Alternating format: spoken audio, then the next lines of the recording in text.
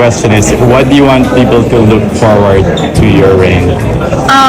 I think it's more on me visiting to different places. Yes, I will. Me asking different stories, and also if I can make an impact to their place. So that's what I really want to do during my reign, and I hope that they will appreciate it. Yeah, actually, Mama Teresa said na you're so capable, they believe in you. At solid sila sa vote sa'yo, and you got all the qualities. You got all the forming. Post ko yan sa ano para sinabi she has nothing but good praises for you. Grabe. I think she started following you sa Even before, nagbunga daw yung pagtatag-tag mo sa kanya ng mga ng Everyday ewan ko daw. naman, pinatag mo, napapansin. everyday nakikita yung tag mo. Appreciate it. Oo, doon ka daw niya unang na-notice. Yeah. Grabe, no? Parang akala mo hindi ka napapansin, pero diretso mo lang yung ginagawa mo. Hindi mo alam, marami pala talagang taong sumusuporta sa iyo. Oo. Looking back, Emma, happened ba? Were you very stressed? Or early this Stress na morning? tayo, Mom. Yes, Umiyak ka daw sabi ni Sir ALV. Give everything to God. Pray Yes. from last night. From last night, bawat punta namin, nagpe-pray kami. Even backstage. Even backstage kami ng team ay nag-pray din. Kaya lahat ng preparation, nilift na namin sa taas. Sa kanya na talaga. So, inyong napanood itong first ever interview ni Emma Tiglao dito sa Miss Grand International matapos siyang koronahan bilang winner para sa taong ito. So, napanood nyo ang kanyang interview at kitang-kita na kung saan ay pinagkaguluhan rin itong si Emma Tiglao ng mga taga-Thai at ng ibang mga lahi matapos ang coronation dahil nakipag-meet and greet siya dito sa kanyang mga supporters, sa kanyang mga tagahanga ng mga taga-Thailand. So, sikat na sikat itong si Emma sa mga taga-Thailand dahil napaka-friendly niya at hindi siya nauubusan ng energy dito sa mga especially doon sa kanyang intro. So yun talaga ang nagustuhan ng mga taga Thailand. Every time na lumabas itong si Emma Tiglao at isigaw niya na yung kanyang intro ay talagang napapahiyaw, napapapalakpak niya itong mga taga Thailand. So ito yung maganda dahil naka-build up siya ng mga supporters dito sa Thailand na kung saan sila ang nag-cheer sa kanya doon sa coronation night. Okay, so yun ang kagandahan pag friendly at maraming bumabati sa iyo at the same time sila talaga ang pumapalakpak kung kaya merong merong impact yung sinabi ni Nawat na widely accepted yung kanyang mga audience na nagsusupport sa kanya all throughout at kung kahit saan man pumunta itong sa Emma Tiglao ay talagang sinusundan siya ng kamera ng mga taga Thailand. So advantage yun ni Emma at kung bakit natin sinasabi na siya ang pinakamapalad na nanalo dito sa Miss Grand International ay sa kadahilan ng makasama siya dito sa edisyon ng Miss Universe 2025. So hindi natin alam kung ano ang ipapagawa sa kanya ni Nawat, pero for sure is magiging kabahagi siya ng mga activities. Baka gagawin siyang host or merong participation itong si Emma dito sa Miss Universe dahil kabahagi na nga itong si Nawat ng nasabing beauty pageant. So ito yung exciting mga kapolitika at dapat nating abangan at yung kanyang mga pa-world tour of course at most especially yung kanyang grand homecoming dito sa Pilipinas na siguradong abangan talaga siya ng mga tao, ng mga Filipino netizen na sumusuporta dito sa Miss Grand. And we believe na kayang pasikatin ni Emma Tiglao ang Miss Grand dito sa Pilipinas. At ngayon na si Emma Tiglao na ang Miss Grand International 2025 winner, ang maging advice, meron tayong advice sa kanya mga kapolitika dito sa kanyang termino bilang Miss Grand winner dahil kahit sobrang sikat niya ay pwede siyang babagsak. Okay? So sa paanong paraan? So kinakailangan na iwasan ni Emma Tiglao ang pakikisawsaw, pagbibigay ng comment at pakikisali dito sa usaping politika. Kasi ngayon ay ito yung ipinapahid sa kanya na issue na meron siyang political color. So for the meantime, kahit dito man lang sa kanyang termino para hindi masira siya sa mga supporters niya is wag siyang makisali, wag siyang makisawsaw sa usapin ng politika dahil lahat ngayon ay nakatingin sa kanya, nakikinig sa kanya at at pinapakinggan kung ano yung mga sinasabi niya, and everyone is looking up to her. Lahat ng kulay ng politika, not unless is magkakaroon siya ng partisan na statement. So baka masira at babagsak, maapektuhan patuloy yung Miss Grand. So iwasan ni Emma ang makisali sa larangan ng politika, kundi atupagin niya yung kanyang mga duties and responsibilities dito sa MGI para magiging maganda rin ang kanyang reputasyon, ang kanyang legacy dito sa Miss Grand once na mag-step down na siya bilang Miss Grand 2025. Okay? So yun mga kapolitika, ang mga samut-saring update ngayon at yung ating advice of course dito kay Emma Tiglao, kasi before yung kanyang competition dito kahapon is nagbigay tayo ng payo sa kanya na dapat i-enjoy at maging handa siya emotionally, physically kung ano man ang mangyari. So ngayon na successful itong laban ni Emma Tiglao dito sa Miss Grand sa Thailand. Ngayon ay bagong pahinana ng kanyang buhay para dito sa kanyang reign ng MGI 2025. At we are excited mga kapolitika na i-cover yung kanyang mga ganap, yung kanyang mga activities of course, at kung ano yung mga plano ng MGI para sa kanya, para sa kanyang role as ambassador ng beauty pageant. Okay? So kung kayo ang tatanungin mga kapolitika, ano po ang inyong maging advice dito kay Emma Tiglao sa kanyang termino bilang Miss Grand International 2025? Mag-comment sa ibaba at huwag kalimutang mag-like at mag-subscribe na rin kayo para updated kayo sa ating mga latest issue. At narito po ang buong bahagi ng interview ni Sir Adam dito kay Emma Tiglao at pag-cover niya doon live sa Bangkok. Thank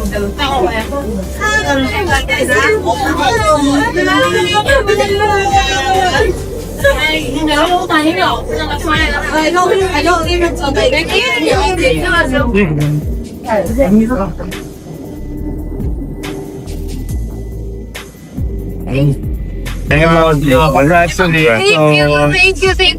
Maraming salamat po. You made it happen. Sure. With my parents.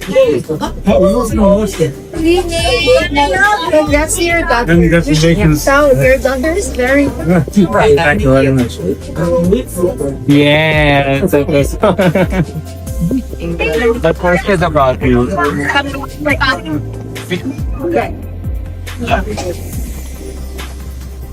Nothing will explain. Ayaw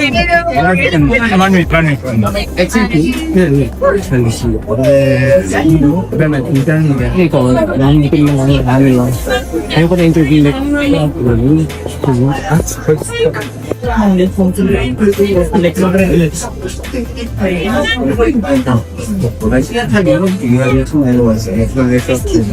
Wow! Yeah.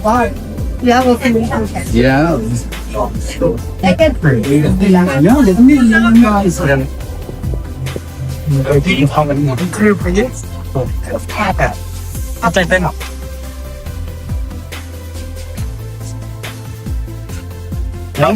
Emma, quick message lang to the Filipino fans. I would just like to say thank you. Maraming salamat po. This wouldn't be possible without your help, your support, and your prayers. We made history, back-to-back victory for the Philippines with all the things that are happening around our country, the earthquakes, typhoons, and everything. I hope this one will give us hope na lumaban ba tayo, never give up, okay? At magsama-sama, as long as we help each other, nothing is impossible. Maraming salamat po sa inyong bayan. We got this now! Yes. Thank you. Maraming You made it happen. You made it so proud of Ang sarap. Grabe. Ang sarap pinatugtog yung national anthem natin. Yes. Iba yung pakiramdam, and I hope that you felt that too. I would just like to thank also the team, Emma. Walang-wala yung mga looks na nakikita nyo, the photos, the song sa online, wala yun kundi dahil sa kanila. ALV, maraming salamat po sa inyong support. Nakakilabit yung when the national anthem was playing. Sobra. Were you singing? I am. I sang the whole national anthem, no? Pero hindi pa ako maiyak. Parang shocked pa ako. Kasi ang tagal kong pinangarap to have the international crown and here we are. We're gonna live it. And I'm just so happy that the Miss Grand International Organization trust another Filipinas to work with them. And I'm happy na, sabi nga sa amin ni Papa Nawat kanina na maybe next month, no? We're going to help sa Miss Universe also. So, see you there. So may trip ka na. Dalawang trip. Oo, nakaschedule. Naka-schedule na January. Oh, wow. Yes. Yung mapupuntahan mo yung bansa ng runners-up mo. Grabe, dati kailangan ko mag-ipon ngayon. Eh, yung visa, tinanong na ni Mami For Teresa. next one. Okay naman yung mga visa mo, tinatanong nga niya kung okay ba yung mga visa I mo. have US visa. Siguro mapapadali naman na kasi I do really love to travel, no? Even just by myself. And right now, I'm going to do that with Miss Grand International. I can't also wait to help them and alam mo, isa sa na-excite ako is to visit Palestine and to see the situation there. Kasi andito na tayo, binigyan tayo ng platform. So what I'm going to do is do my best to really help these girls, yung advocacy nila. So yun ang gagawin natin. So sana wag kayong mapagod, supportahan po ako with this grand journey. This crown, this title, this is for you guys. How do you feel immortalized ka na sa history? Hindi lang sa pageant books, kundi sa buong bansa. Like, Hindi ko pa alam, hindi po siya nagsisink in. Parang ngayon gusto ko munang yakapin lahat ng team ko, ng family ko. It is also my mom's birthday, October 18. So, oh my God! best gift for my mom kasi first time din niya mag-travel international. Oh my God! Yun, ibang klase talaga si God kapag gumawa siya ng ways niya. Imagine, ang tagal ko na nagpa-pageant, you know that. May mga tao nagsasabi na, siya na naman, hindi ba siya pagod? Bakit ka mapapagod kung gusto mo yung ginagawa mo at meron kang gustong maabot, di ba? So, eto na siya. I am a testament. So, once that you never give up on your dreams, soon it will happen. All the setbacks will become a comeback. Eh, mga alam mo, sobrang ganda ng orange gown. Rian Fernandez. Picture first. Okay. Okay. It's okay. Okay.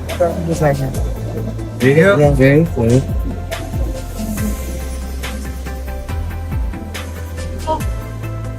you. Okay, Mom, we need to talk about your... Okay. Grabe yung gan. Mami Gia, pahiram lang muna. Si Aldrich nila na. Sige to isa-isa.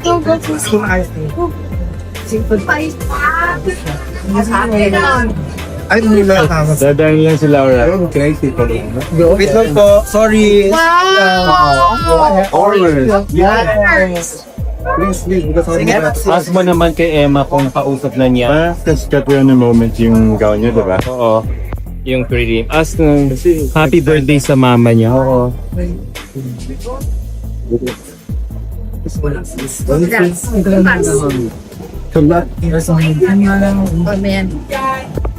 Message siya lang. Okay, wait a second. We're gonna go back there. Grabe si Emma. Yes, absolutely. With all our open mirrors. Wait, I'm not going to dead. Like here.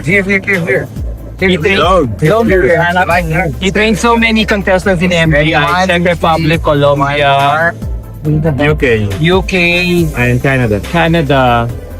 And Brazil. God bless you. God bless your new journey. Thank you so much. Emma, sige. Thank you. Okay lang. Rockstar ka na ngayon. Superstar. Sabi ba naman? Galing-galing mo naman. May World International Beauty Queen ka na. Pwede mo nang taasan yung charging fee mo. May karapatan ka na. Si Emma ang mag-aangas kayo sa ano. Thank you po, Ito na ilayan. Dito lang tayo. Oh, sige po. Oh, bye ka na. Ano ka ba? Kailangan ko na ilaw pala ako. White light po. Very difficult. Ako noon, yung lagi ko pinag-pray kay God na, God, I know you put me here for a reason and kung ano man yun, gagampanan ko yung ibibigay mo sa akin. How do you feel nang huli ka, kahit ang ganda-ganda ng gown mo, huli ka tinawag sa top 5? Kinabahan ka ba nun? Nakakakabaha in Oo. fairness kasi mahirap mamili. Parang ang daming deserving doon. Doon pa nga lang sa top 10, ang hirap na mag-cut Oo, ng girls, no? From 20. So, buti na lang na-appreciate nila yung hard work natin at nakita talaga yung fire within us, Oo. Filipinos. Tsaka ang ganda ng sagot mo nung top 5. I think you had a beautiful moment there when you said, I hope that nobody gets to be deceived or nobody Yes. gets to be deceived just to survive. Parang ang ganda nun, kahit hindi mo impromptu yung pagkasabi mo, pero parang ang ganda ng bagsak. Na Siguro parang, dahil nasanay na rin ako, I just want to think Net 25, parang nahasa na rin ako with everyday ba naman na I interview different people, different stories. Isa yan sa nagiging topic namin nun, scam. Kaya siguro doon ako natututo. Ito na yung sinasabi ko na it's not just my story, it's the story of people surrounding me na gusto ko rin i-share sa mga tao kung saan mas matututo tayo, di ba? oo. Emma, you spoke Thai during the Oh yes, a while ago nga, I asked for apology kasi parang nabanggit akong maling word. Dapat ano siya, hi, baka mali na naman ako.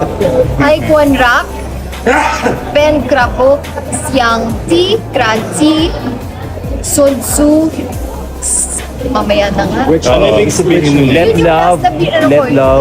Let love be the grandest voice. Tinulungan ako dyan ni Pangina Hills, actually. Pangina Hills is drag Drag, queen in opo. Thailand. And I'm House really of- happy. And House of also, Hills. nagtanong din ako sa mga org about it. Pero yun nga, kapag hindi mo talaga napapractice, pero kailangan ko na siguro mag-practice ng Thai para mas maintindihan ko. Iilan pa lang yung alam ko na Thai. Oo. Pero ang mabait ng Thai, parang okay lang daw naintindihan nila. When you, okay, sige, go. Was there which part of the competition did you feel like you already had it in the bag?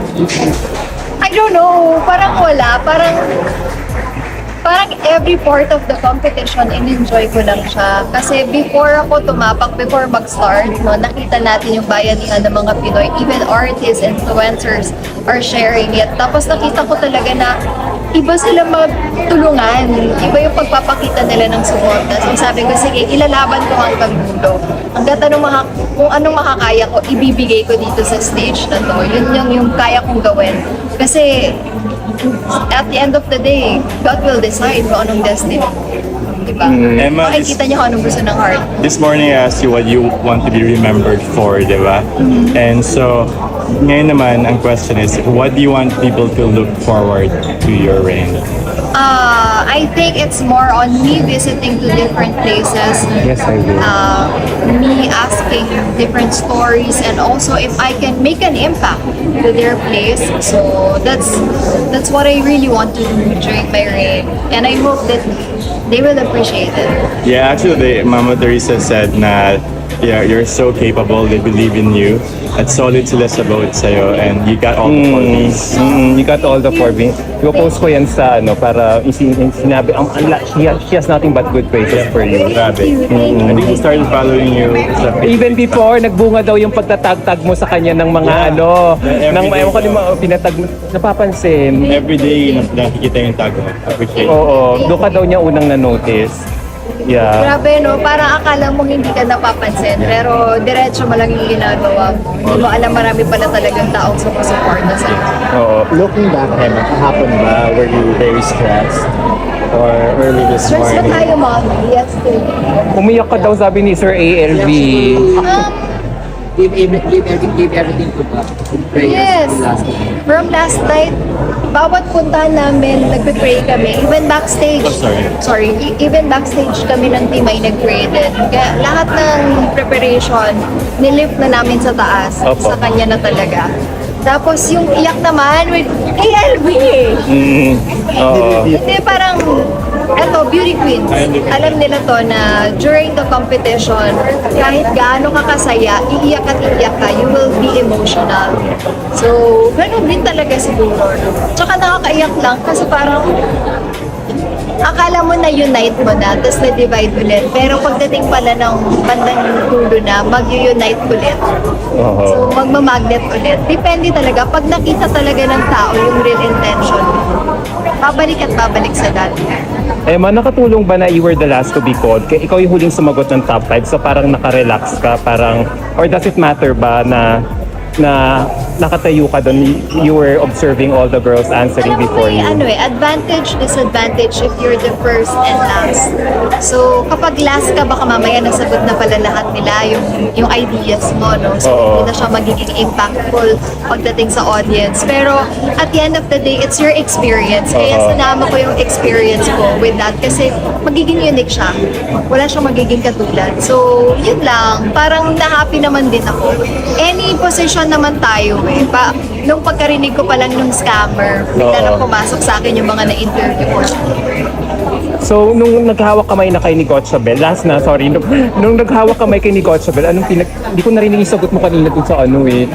Sabi ko, sinabihan ko si Gotchabel na sabi ko, I'm so proud of you, Belle. Kasi nakasagot siya ng fluent English dun sa Q&A. Kasi little by little, tinuturuan ko siya mag-English. Tapos pag may mali, medyo kinukorek ko siya in a polite way. Sinasabihan ko naman siya. Kasi I really want to help Belle.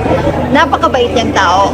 Yung friendship na nabuo namin, it's really genuine. And sabi nga namin, we will work together pa. We will be roomies forever because of this. So yun lang, sabi ko kahit sino sa amin, magiging proud talaga. Trending kasi kayo sa TikTok eh, ngayon. So, now, abangan mo sabi, tinanong namin si ALV, homecoming mo daw. From Yes. from SLEX to Pampanga. Uy, grabe naman yan siya. Basta may shade. Oo. Thank Thank you, you. Emma. Congratulations ha.